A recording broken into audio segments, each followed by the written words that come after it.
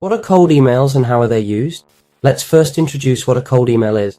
A cold email is sent to someone we've never spoken to before. Why are cold emails so important? It's because depending on what we include in our cold email, the content we write, the subject line, intro paragraph, and overall message, the recipient could become a new client, offer collaboration, or even schedule meetings for project demos. It's crucial because in an inbox with 500 emails, if you craft a subject line that grabs your target's attention, researching them a bit to create a subject that truly appeals to them specifically, then you'll be able to connect with that person and achieve better sales, more clients, or even major collaborations. So it's an incredibly powerful tool, and although you might think otherwise, because nowadays it's all about social media, and that's where a lot of business happens, email remains one of the strongest tools out there, proven effective. In the end, all companies use email to establish their business relationship. While social media is popular today, email is still the primary mode of communication between businesses and individuals. It's therefore the most powerful tool of all. If you can master this, you can dominate the market. How can we write the best cold email possible? Well, after crafting the subject line, which we cover in another video on our channel, we have the email body, which consists of three main parts: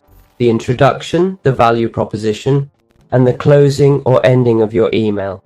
Each section is important, but the most crucial of these three is the introduction, because it's what follows the subject line and determines if the reader stays engaged with your email, and then, of course, the value proposition.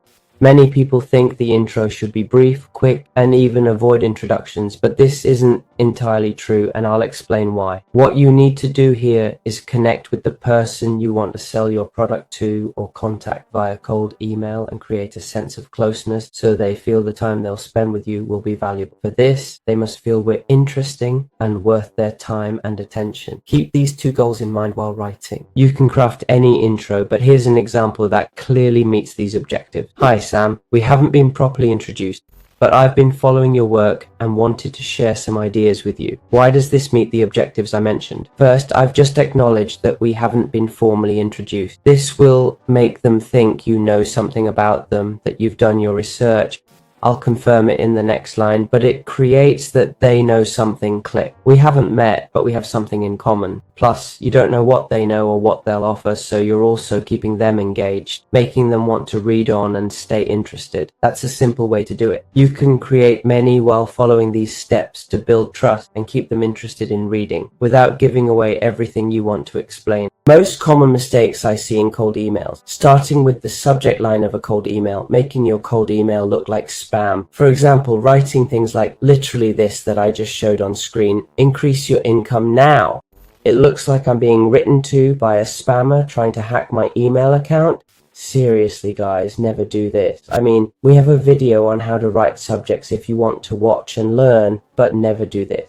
It's terrible. Also, in the subject line, don't put all your cards on the table, directly stating what you're selling, like this discount on consulting services. No, I'm already revealing what I'll do. Offer a consulting discount.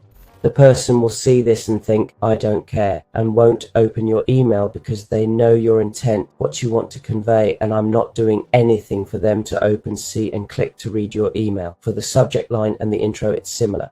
Don't put all your cards on the table in this section either.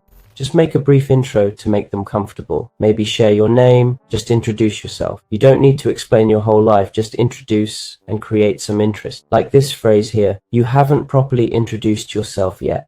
This makes them think you know something about them, sparking curiosity about what you know. Don't write, hi, I'm Joe, I'm from wherever, I'm here too. Don't write long paragraphs. Remember, you want them to reply. You want to pique their interest, so there needs to be a bit of mystery in the proposition or the body of the message. What I don't want here is for you to directly tell them what you'll do. I mean, what you'll do with your product, the secret formula you'd use, which is also the same as before. I mean, you should maintain some mystery. For example, I've seen your WhatsApp and identified areas to improve for more leads and better sales. That would be a good example, right? It needs more to hook someone, but it's a good start of what you could write. Instead of writing, it's good for this, that, and whatever, I can improve it like this. No, because you're directly telling what to do. Plus, you're not offering any specific improvement. I mean, yes, but you're explaining what you can do, what you will do, and you're not offering people any real improvement. Often when selling a product, they're more interested in improvement in terms of performance. You need to make them feel they're overcoming an obstacle, right? To put it that way. Finally, let's talk about the ending. Typically, many people make the mistake of just putting a phone number, an email, maybe even a website, and leaving it up to the person to reply, simply sending some greetings and that's it. No, here you should make that person feel you're not putting all the responsibility on them. Make it easy for them to contact you, right?